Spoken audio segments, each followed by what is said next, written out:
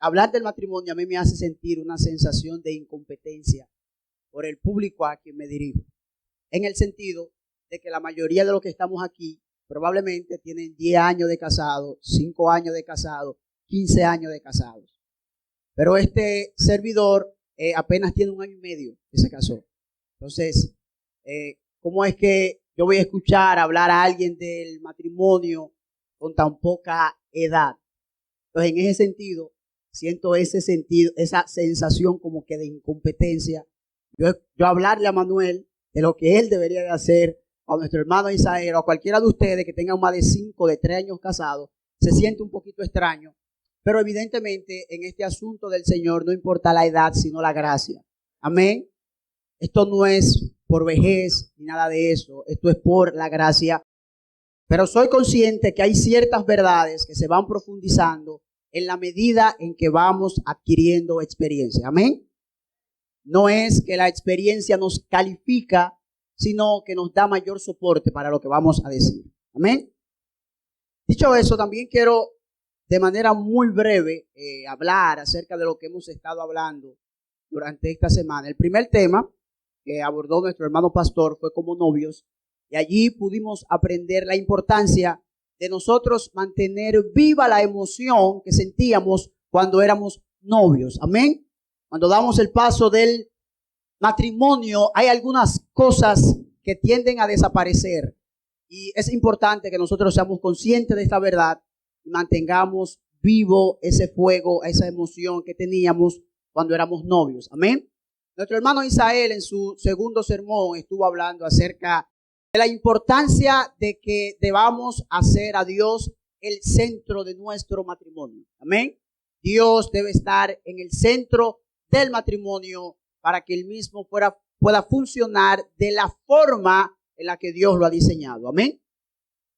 Posteriormente, nuestro hermano Pablo, de manera muy equilibrada, nos hizo ver cómo funciona la dinámica en el matrimonio, haciendo notar los roles de cada uno bajo el tema ámala versus respétalo.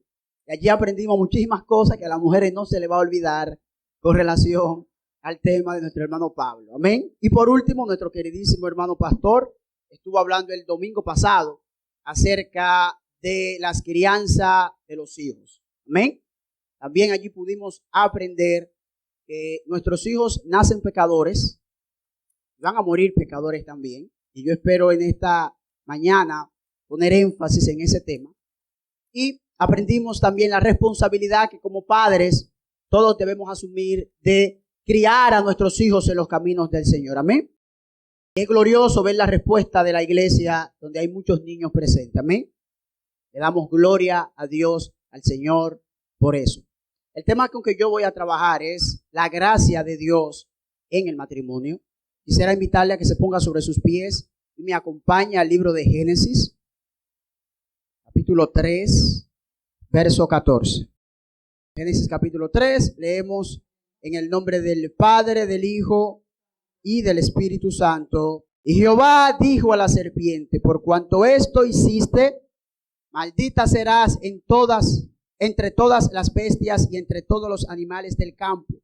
Sobre tu pecho andarás y polvo comerás todos los días de tu vida. Pondré enemistad entre ti y la mujer, y entre tu simiente y la simiente suya. Esta te herirá en la cabeza y tú le herirás en el calcañar. A la mujer dijo: multiplicaré en gran manera los dolores en tus preñeces. Con dolor darás a luz a tus hijos, y tu deseo será para tu marido, y él se enseñoreará de ti. Y al hombre dijo: por cuanto obedeciste a la voz de la mujer, comiste del árbol que te mandé diciendo: no comerás de él, maldita será la tierra por tu causa, con dolor comerás todos los días de tu vida. Espinos y cardos te producirá, y comerás plantas del campo. Con el sudor de tu rostro comerás el pan hasta que vuelvas a la tierra, porque de ella fuiste tomado, pues polvo eres y al polvo volverás. Vamos a orar. Señor del cielo, Padre amado, seguimos exaltando tu gloria, seguimos alabándote, porque la predicación es un componente de oración. Y en esta hora, Señor, quiero presentarte esta predicación, Señor, implorándote que tu Espíritu Santo se haga visible ante nosotros, Señor.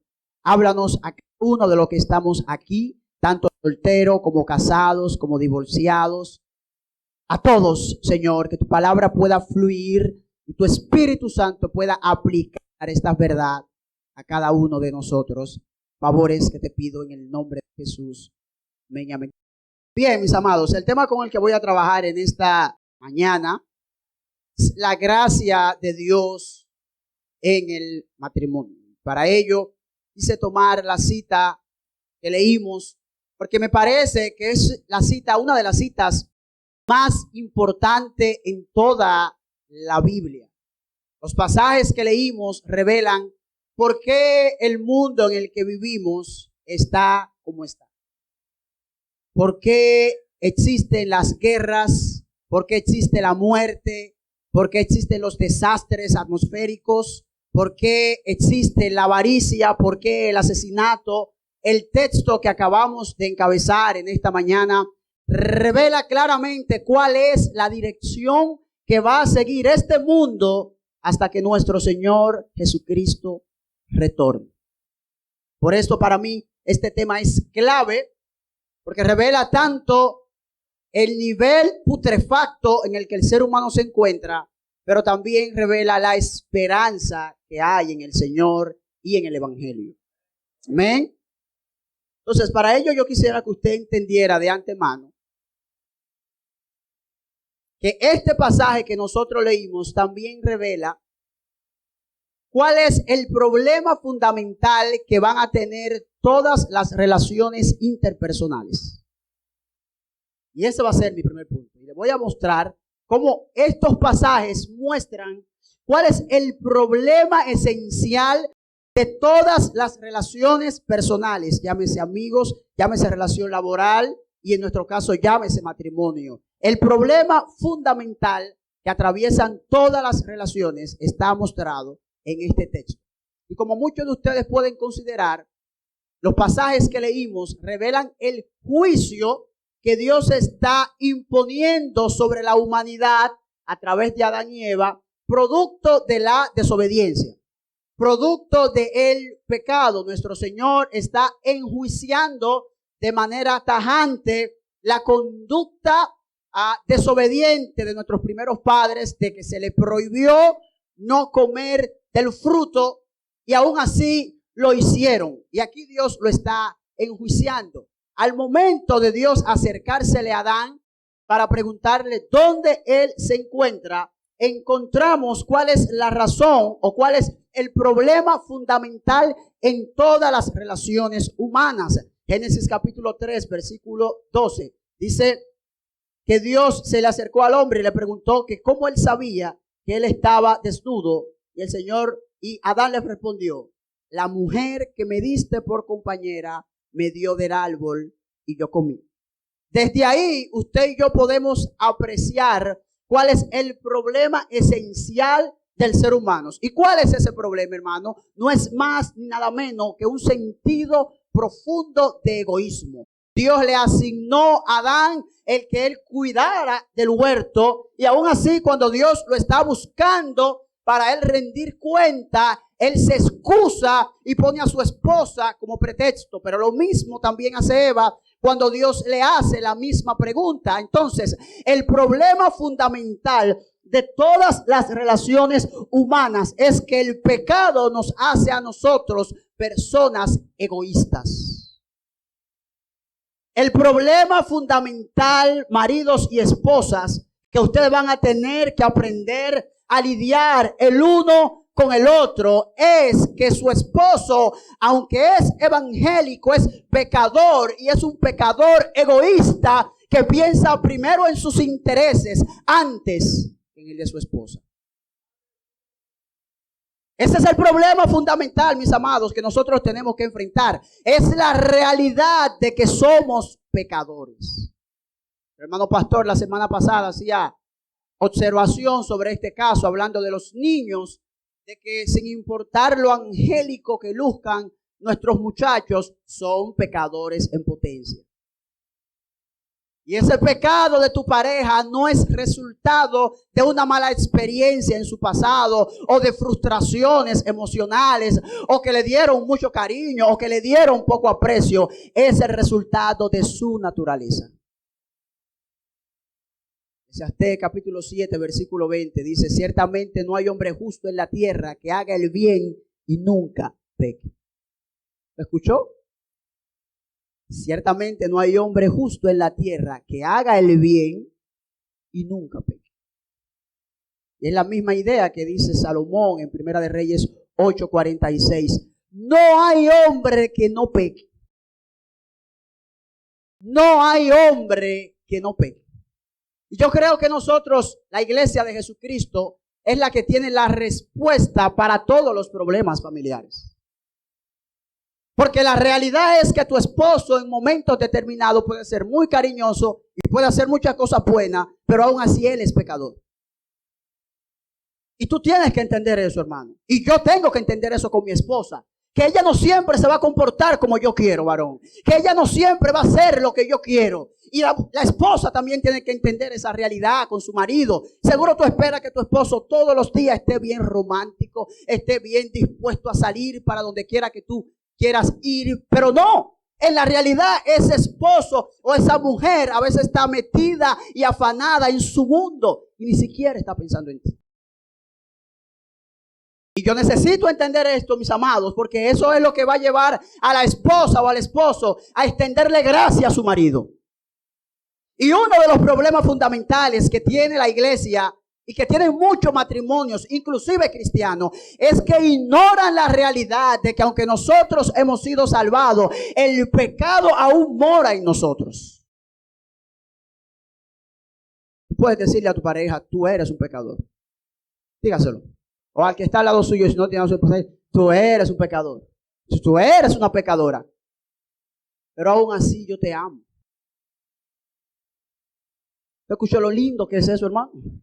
Tu esposa, tu papi champú, no importa cómo usted le llame, bueno, mi bombón en mi caso específico, es una pecadora que a veces está enfocada solo en sus intereses. Que cuando yo interrumpo a veces eso, hay un conflicto de intereses.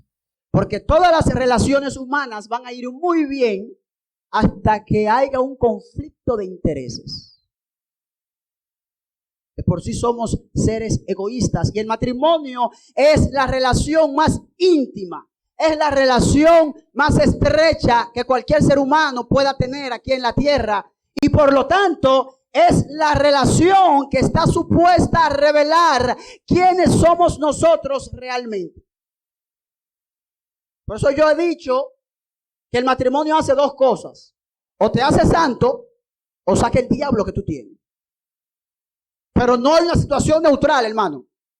Yo conozco de parejas que muy bonito mientras estaban solteros se casaron, se descarriaron y se fueron para el mundo. Porque el diseño del matrimonio es un quebrantamiento en el Señor.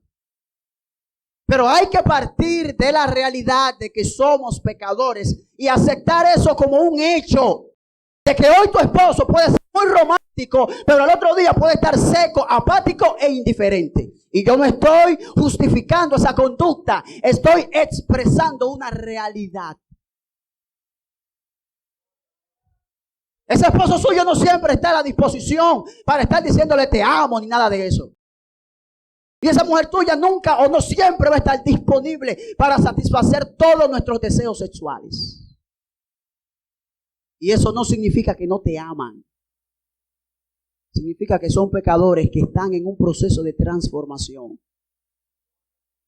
Yo creo que a veces nosotros, los esposos y las esposas tienen que medir y evaluar a sus maridos, no a la luz de la psicología, sino a la luz de la palabra.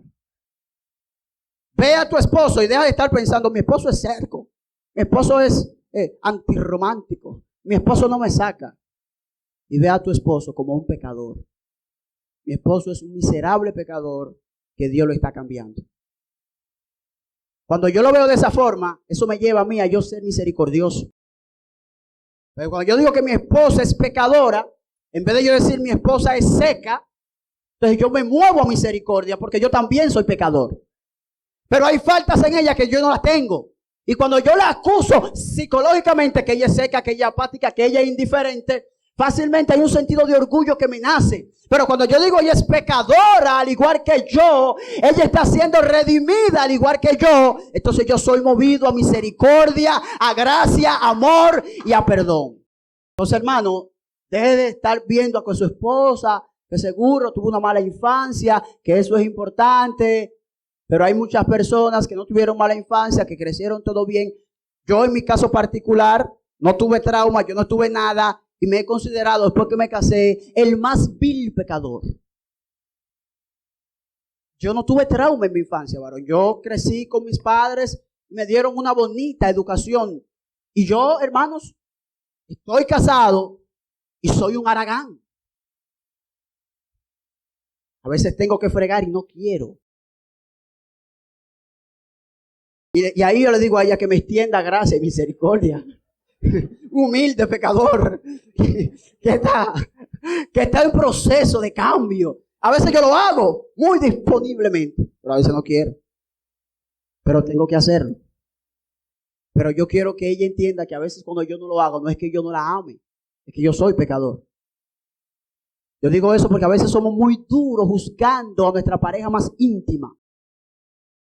Y un error de un particular, está bien. Pero si lo hace tu esposa, imposible, inconcebible. No, hermano, no es un ángel. Tú no te casaste con un ángel. Te casaste con un ser caído. No, Stephanie, no me puede hacer eso a mí. Que se fue y no me planchó. Sí, hermano. Su mamá también se le olvidaba plancharle. No, que mi esposo, que mira, hoy no he cenado, estoy pasando hambre. Sí, hermano, en su casa usted pasó noche que usted no comía. Son realidades humanas que vivimos y necesitamos asumirla. Su esposa y su esposo es un pecador, así que entiéndalo y arrebate esa palabra para usted. La gente no quiere recibir, pero reciba, varón. Ese esposo suyo, papi champú, esa mujer bien bonita, bien elegantona, es una mujer que de vez en cuando se va a olvidar de ti. Y va a estar simple y llanamente pensando en lo que a ella le interesa. Porque por naturaleza somos egoístas y somos egocéntricos. Necesitamos partir de esa realidad, no para quedarnos ahí, sino para saber cómo nos vamos a manejar cuando llegue esa situación. El pecado que mora en mí. Nosotros gozamos de una iglesia que hace énfasis en esto, porque no nos vamos a cansar de repetir que el problema en el ser humano no es educación, no es civilización, es su pecado. Es que somos pecadores, es que somos egoístas. Cuando usted vea las guerras, cuando usted vea los asesinatos, deje de escandalizarse, hermano. Así es el pecado. Eso lo hace el pecado. Usted no se puede estar sorprendiendo porque un papá violó a una niña. Eso es escalofriante, pero ese es el pecado. Y necesitamos entenderlo. Necesitamos entender esa realidad de que tu esposa y su esposo es pecador. Usted puede mirarlo, puede amarlo, puede besarlo, hoy puede sentirse muy apapachada o muy apapachado por ella, pero al otro día esa persona no puede ni mirarlo. Porque hoy tú me molestas. Duerme en el piso si tú quieres. Dios nos ayude a librar esta batalla. Ahora, la forma en la que se expresa la pecaminosidad de la esposa es distinta como se expresa la pecaminosidad de la mujer. Y eso me llevará a mi segundo punto, y es hablar de la mujer y su pecado. Yo quiero que usted entienda, hermanos, que es muy posible que yo haga un poquito de énfasis en este asunto de la mujer, no porque yo sea machista, porque también voy a hablar del machismo, sino porque lo que en el siglo XXI se está atacando es cuál es el sentido bíblico de la feminidad. Entonces, es muy probable que me tome un tiempecito en este punto, no porque tenga nada en contra de ninguna mujer, porque yo tengo cosas contrarias a muchos hombres también, que lo voy a decir aquí, pero este tema está siendo muy atacado, aún dentro de la iglesia. Porque el machismo por lo regular no se predica en las iglesias, pero el feminismo sí. Y eso necesitamos verlo. ¿Cómo vamos a ver cómo la mujer expresa su pecado en relación con su hombre? Cuando nosotros vemos el capítulo que leímos, Dios le asigna una consecuencia particular, tanto al hombre como a la mujer. A la mujer le dice, a la mujer dijo, multiplicaré en gran manera los dolores de tu preñeces, con dolor darás a luz tus hijos y tu deseo será para tu marido. Primero que usted va a encontrar que los dolores con que la mujer iba a dar a luz iban a ser multiplicados. Y eso ahí está bien porque eso en un sentido no afecta a la dinámica matrimonial. Donde se afecta a la dinámica matrimonial es con la segunda consecuencia y es que tu deseo será para tu marido. Y es interesante porque Susan Fopp, un teólogo, dice algo muy interesante sobre la palabra deseo. Oiga lo que él dice. Que la palabra desear en hebreo tiene un significado de desear para conquistar. Lo que indica que Eva tenía desde ya el deseo ilegítimo de usurpar la autoridad de Adán. Y cita un pasaje muy paralelo en Génesis capítulo 4, versículo 7. Dice Dios hablándole a Caín, si bien hicieres, no serás enaltecido. Y si no hicieres el bien, el pecado está a la puerta. Y con todo eso, a ti será su deseo, lo mismo que a la mujer, y tú te enseñorearás de él. Por el paralelismo que yo veo en estos pasajes, yo estoy dispuesto a yo pensar que el deseo que va a tener la mujer de su hombre es un deseo dominante y es un deseo conquistador. Y me voy a explicar por qué. Hay muchas mujeres que son muy buenas haciendo todas las cosas en su casa. Cumplen con lo que se les asigna. Pero lo único que hacen o hacen todo eso para cuando su esposo incurre en una falta, recordarles que ellas están cumpliendo con su rol. Y eso es una forma sutil de desarrollar manipulación. Porque se supone que todo lo que usted haga dentro del matrimonio es con la dinámica de usted agradar a su Señor, no con la estrategia de usted dominar a su esposo. En ese sentido, hay un libro que una vez yo oí que se llama Los caballeros la prefieren bruta. Y la idea de ese libro era decir que no se sabe de dónde que a las mujeres se les ha ocurrido estar haciendo tantas cosas que a los hombres les corresponden. Y que las mujeres van a controlar a sus maridos en la misma medida que ellas sean sumisas. Pero yo no creo que la sumisión sea para dominio. Y las mujeres tienen que tener mucho cuidado sobre esto, porque hay una conducta muy pecaminosa en muchas mujeres de querer cumplir con su diseño divino, pero no para agradar a Dios, sino para dominar a sus esposos. Y en este sentido, mis amados, es que nace el conflicto titánico del siglo XXI, donde la gente ha perdido la esencia de lo que son sus roles y ahora pretenden que el hombre y la mujer son lo mismo en el sentido funcional. Y yo voy a hacer un paréntesis aquí, mis amados. Nosotros no estamos a favor del machismo ni tampoco del feminismo. Yo creo por las escrituras que el hombre y la mujer son iguales en dignidad y en respeto. La mujer en su función no está por debajo del hombre, ni el hombre en su función está por encima de la mujer. Génesis 1:26 establece que varón y hembra los creó Dios a su imagen y semejanza. Por lo tanto, el hombre y la mujer en dignidad, en respeto y en valía tienen el mismo significado.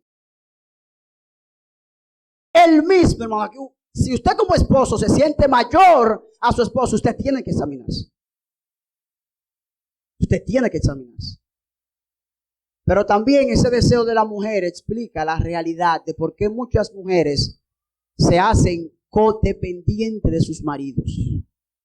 Y yo estoy convencido de que la relación matrimonial es una relación de dependencia.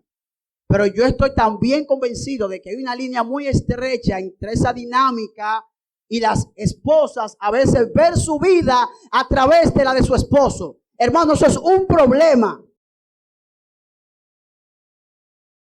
El esposo y la esposa tienen que amarse mutuamente, pero usted no depende con carácter exclusivo de su pareja. Su dependencia proviene del cielo. Su dependencia proviene de Cristo. Y es por esto que hay hombres aquejados de que las mujeres no caminan si él no se mueve. Y las mujeres tienen que aprender que al final de cuentas, cuando a su esposo le falte amor, cuentan con un Cristo que la puede llenar, que la puede saciar y que la puede bendecir por siempre y para siempre. Necesitamos poner las cosas donde van y parte de esa conducta, porque es un pecado, hermano. Hay esposas, y de hecho yo voy a afirmar algo ahora. Mire, usted tiene que aprender a usted ver a su marido, mirarlo a la cara y tener la suficiente valentía y usted decirle: yo te amo, pero si mañana Dios decide llevarte, Dios me dé fuerza para yo seguir hacia adelante. Hay mujeres que no se imaginan su vida sin su esposo. Hermano, y eso es pecaminoso. Porque de una forma u otra usted le está dando el puesto que le corresponde a Dios, a su marido. Usted debería comprender que por encima de todo, usted es una mujer que depende exclusivamente del Señor. Es el Señor, hermano, es el Señor. Es el Señor de quien usted depende. Al hombre Dios le da varias consecuencias, aunque estas consecuencias que se le imparten al hombre, también se le imparten en parte a las mujeres. Pero mire, cuando Dios le dice a Eva, hablándole a Eva, Él le dice: tu deseo será para tu marido y él se enseñoreará de ti. Vea que Él le está diciendo, le está aplicando las consecuencias del pecado a Eva, pero al mismo tiempo le está diciendo: tu marido te va a querer dominar. ¿Por qué? Porque el deseo de ella va a ser un deseo dominador. Y es ahí donde está el conflicto. Que cada quien se quiere dominar uno al otro. Cada quien quiere tener control uno del otro. Y lo primero que los hombres deberíamos comprender es que en su estado de pecado, la palabra autoridad que Dios aquí utiliza es una palabra autoridad en sentido monárquico. Es un sentido autoritativo, en sentido dictatorial. De manera que el hombre caído en su estado pecaminoso quiere gobernar a las mujeres. Eso explica el machismo. Por muchos siglos nosotros vivimos, los hombres, que pensando que las mujeres solamente eran útiles para lo sexual y la mujer era despojada de sus derechos. Pero la Biblia no promueve eso, hermano. La Biblia lo que claramente enfatiza es que la realidad pecaminosa del hombre ha llevado al hombre a querer dominar y subyugar a su mujer. Así que a los hombres, en la forma en la que expresan su pecado, es queriendo tener dominio y control total y a veces caprichoso de su matrimonio. Y hay esposas que no pueden opinar en sus hogares. Que no pueden decir media palabra, porque el marido dice: yo soy la cabeza y aquí se hace lo que yo diga y punto. Y usted está en pecado y punto. Entonces, necesitamos tener mucho cuidado con esto, mis amados, porque el hecho de nosotros ser cabeza no nos hace a nosotros comportarnos de una autoridad tirana frente a nuestras esposas. Y hay casos donde maridos ni siquiera toman decisiones que afectan la dinámica matrimonial y no consultan con sus mujeres porque ellos son la cabeza del hogar. Y eso es una expresión del pecado que habita en el hombre. Y eso hay que trabajar. Y eso hay que luchar con eso. Al hombre Dios le dice claramente: maldice la tierra. Y eso es importante porque Dios en el capítulo 2 le encargó a Adán el cuidado del huerto del Edén y que labrase la tierra, pero ahora Dios la maldice. Y esto está mostrando un problema interesante, porque hay gente que dicen que si el hombre no hubiera pecado, no hubiera trabajo. Y que el trabajo es el resultado del pecado. Pero eso es erróneo. Porque ya en el capítulo 2, versículo 14 de Génesis, Dios estaba instruyéndole al hombre una asignación de trabajo. Y le dijo, cuida y labra el huerto. ¿Cuál es la diferencia entonces? La forma en la que Adán trabajaba antes de pecar y la forma en la que el hombre iba a trabajar después. La idea es que ahora el hombre va a trabajar, pero su trabajo va a ser fatigoso y afanoso. El hombre trabajaba tanto en el huerto del Edén antes de pecar como después. Pero cuando lo hacía en el huerto, lo hacía en comunión con Dios, lo que le resultaba deleitable su asignación. Ahora el hombre está trabajando, pero el hombre está afanado y está fatigado. Y eso ha traído una consecuencia bastante peligrosa para las iglesias.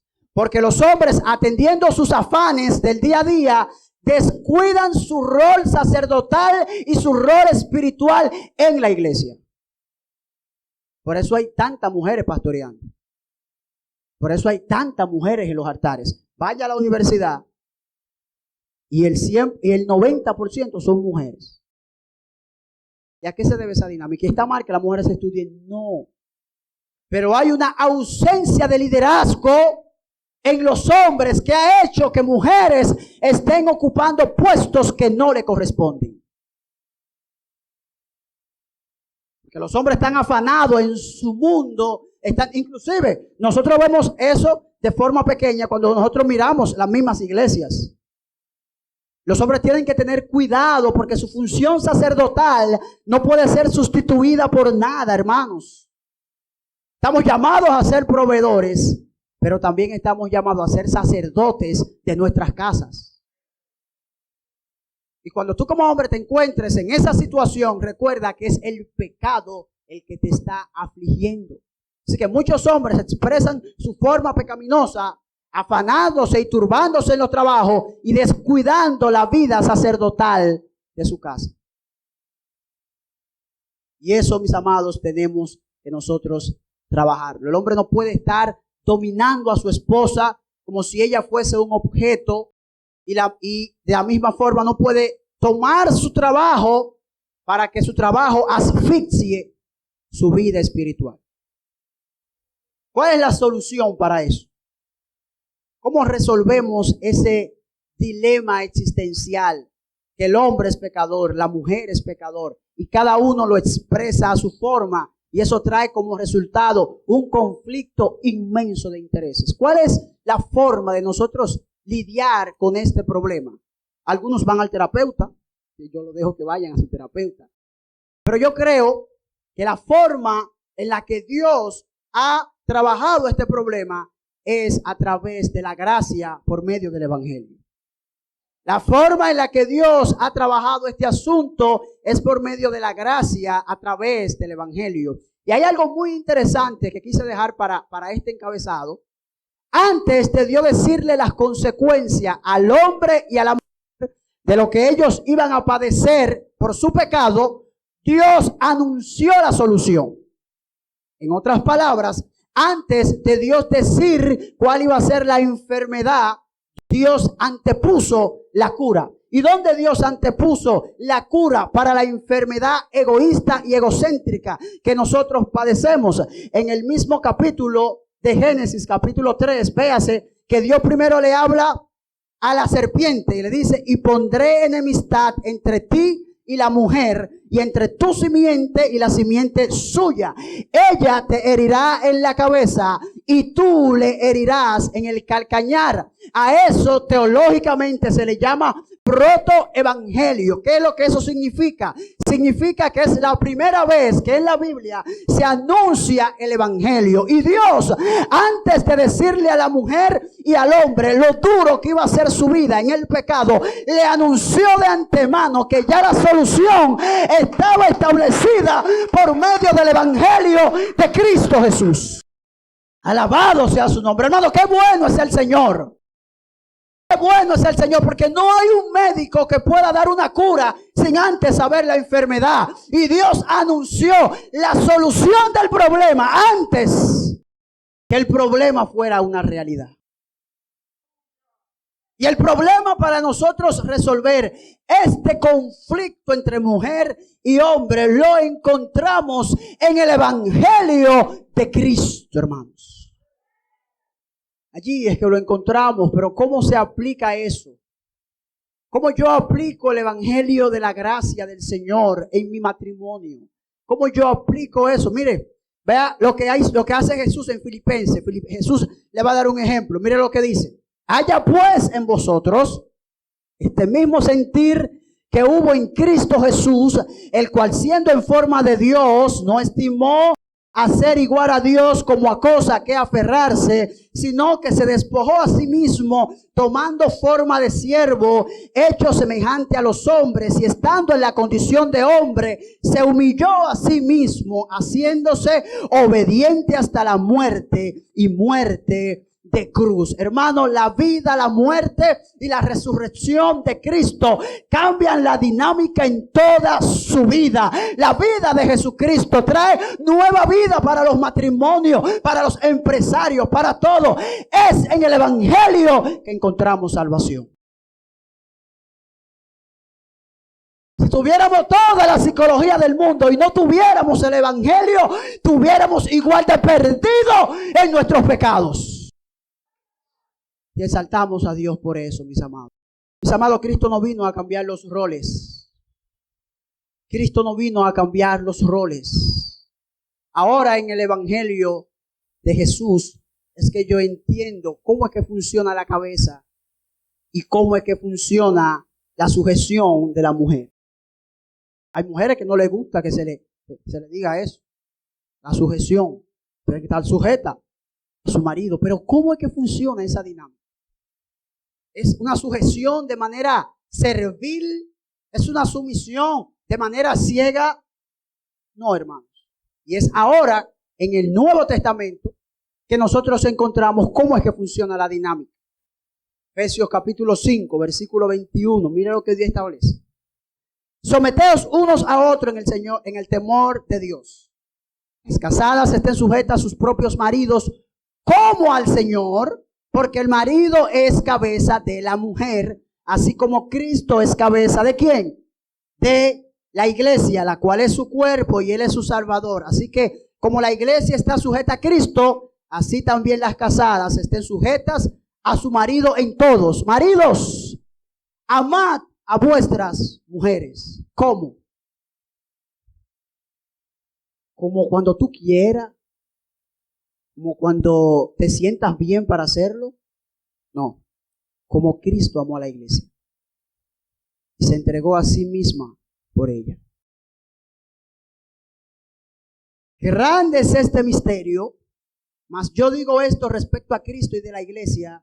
Por lo demás, cada uno de vosotros ame también a su mujer como a sí mismo, y la mujer respete a su marido. Y hay un detalle muy interesante. El apóstol Pablo dice, grande es este misterio, mas yo digo con respecto de Cristo y la iglesia. Escuchen, en todo el Antiguo Testamento no se comprendió el significado original del matrimonio.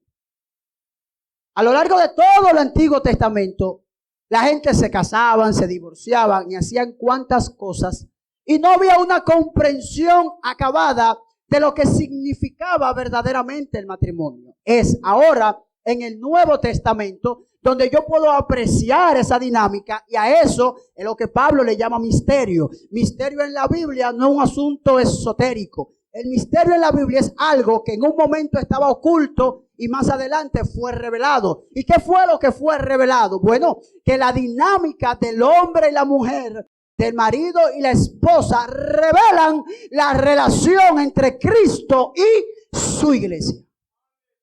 No es que Pablo está utilizando una analogía cualquiera para que tú entiendas.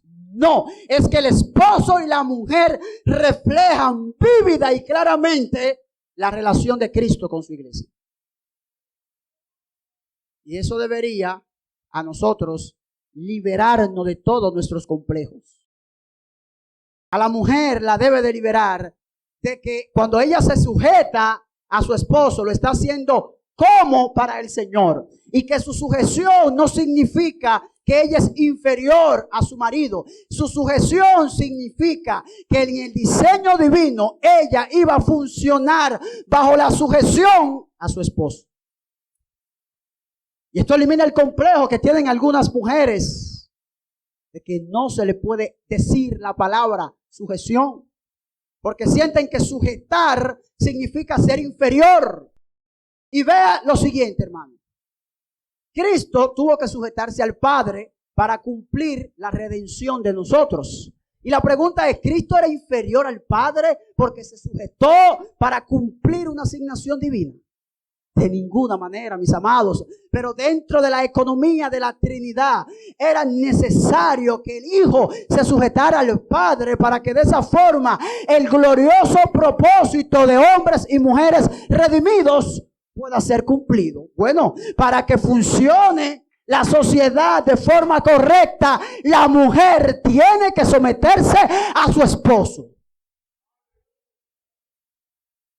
La mujer tiene que someterse a su esposo porque así Dios lo ha establecido. Pero esa mujer que se está sometiendo no lo está haciendo partiendo de un sentido bajo de lo que ella es. Porque recuérdate que lo primero que el apóstol Pablo dice en Efesios 5 es: sed llenos del Espíritu Santo. Así que la mujer que se somete no es una mujer tomable, o no es una mujer que por falta de sentido se tiene que sujetar a todo lo que diga el otro. No. Ella lo hace desde la llenura del Espíritu. Ella decide someterse a su marido porque esa fue su asignación, y lo hace con gozo y lo hace con gracia, porque al hacerlo está cumpliendo con un rol establecido por el Señor. Y ese debe ser el gozo de la mujer cuando se sujeta a su esposo. No es que le está agradando a él, es que está agradando a su Señor. No es que le está obedeciendo a su esposo, es que le está obedeciendo a Cristo. Y deberíamos nosotros proclamar estas realidades. Estamos en contra del machismo, pero también del feminismo. Esa conducta pecadora de algunas mujeres de querer maltratar, dominar y usurpar a sus hombres es incorrecta. Y es bueno decir en este sentido que Dios ha asignado al hombre cabeza de su hogar, no es porque el hombre trabaje. Que hay muchas mujeres que piensan que la cultura define que el hombre es hombre porque provee. Dios dice que no. Dios dice que el hombre es hombre porque así Dios lo asignó. Y ese hombre en un momento determinado no puede estar produciendo, pero tú lo tienes que respetar. Porque así lo asignó Dios. Esa fue la designación del Señor. Lo segundo es que también esta dinámica libera a las mujeres de que pretendan ver su vida a través de los ojos de sus maridos. Cuando tú comprendes que tú estás sujeta a tu esposo, cumpliendo con una asignación divina, con una asignación que trasciende el tiempo y el espacio, tú eres capaz de vivir y disfrutar a tu marido, pero tu mayor gozo no proviene de lo que tu marido te ofrece, sino que proviene de tu relación con Dios. Y los matrimonios van a ser sanos en la misma medida que nosotros tengamos vidas espiritualmente sanas. Es directamente proporcional, mis amados. Yo voy a ser tan feliz con mi esposo en la misma medida que está mi relación con Dios. ¿Por qué? Porque hay un vacío en el interior de cada uno de nosotros que no lo llena ni mujer ni lo llena hombre, que quien lo llena es el Señor. Por eso estamos llamados, mis amados, a primero deleitarnos en el Señor, a primero sentirnos satisfechos con el Señor y después gozar de cualquier bien que el Señor nos otorgue, incluyendo el matrimonio. A los hombres, el Señor le hace un llamado a que tengan mucho cuidado en la forma en la que utilizan su autoridad para ellos manejar su matrimonio. Porque quien es la cabeza de la iglesia, que es Cristo, no es un Cristo despótico o tirano y que hace las cosas de manera malaganada.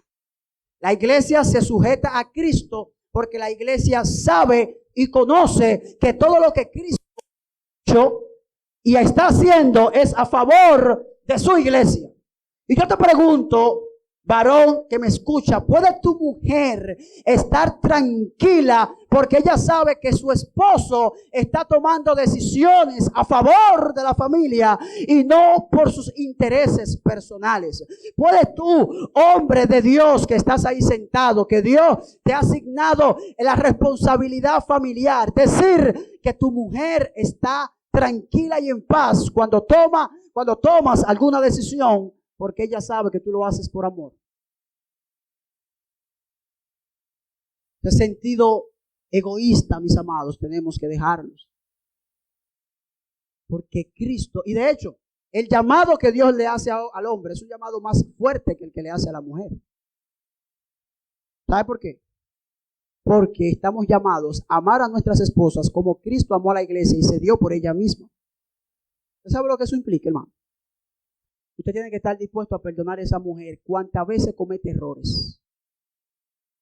Usted tiene que estar dispuesto a usted perdonar, ayudar y promover el desarrollo saludable de su esposa y en el proceso tolerar todas sus caídas. Y eso nos llama a nosotros, a los hombres, a renunciar a nuestros intereses particulares. Eso nos llama a nosotros a renunciar a nuestros anhelos. Aquí hay hombres y mujeres casados que posiblemente dijeran, si yo estuviera soltero, yo fuera don fulano. Me casé y ahora todo el dinero me ve en la casa. Bueno, hermano, posiblemente tú fueras don fulano, pero un don fulano vacío.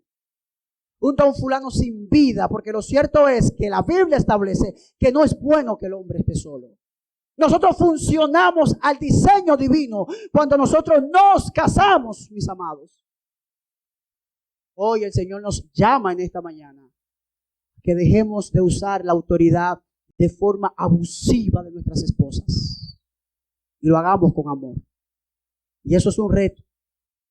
Eso es un reto porque tener autoridad y actuar en amor parece algo como incompatible. Porque el que tiene autoridad actúa bajo autoridad y punto. Pero tener autoridad y actuar bajo amor, y no cualquier amor, el amor de Cristo para con su iglesia. Hermano, estamos condenados, benditamente condenados, a vivir para nuestras mujeres. Al punto que el apóstol Pedro nos dice, procuren los maridos estar bien con sus esposas para que sus oraciones no sean estorbadas. ¿Usted sabe lo que es? Hermano, usted sabe lo que eso implica. Que usted ni siquiera puede orar bien si usted tiene problemas con su esposa. Oh, qué reto, hermano. Oh, qué reto se nos ha llamado a nosotros. Por eso es que el machismo no tiene sentido para usted y para mí. Porque la autoridad tuya y mía funciona en amor, no de manera tiránica. ¿Qué vamos a hacer hoy de comida? Lo que a mí me gusta y punto. Yo en ese caso no tengo mucho problema con mi esposa porque ella diario me pregunta, David, ¿qué tú quieres de cenar? Lo que tú quieras. Cosa que me sale cara porque las mujeres a veces quieren su opinión, pero yo no tengo problema con eso.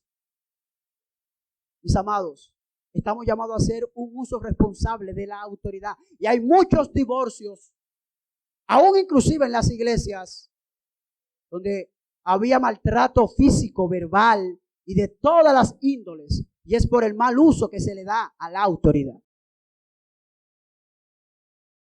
Después de todo esto y de forma conclusiva, quiero decirles lo siguiente. Todos los matrimonios que están aquí. Dicho todo esto, quiero que ustedes se queden con esto en su mente. Hermanos, el matrimonio no se trata de usted ni de mí. Se trata de la gloria de Dios a través de nosotros.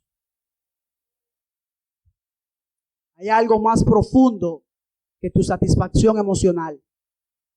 Hay algo más profundo que tu satisfacción sexual. Tu matrimonio tiene que revelar la gloria de Cristo.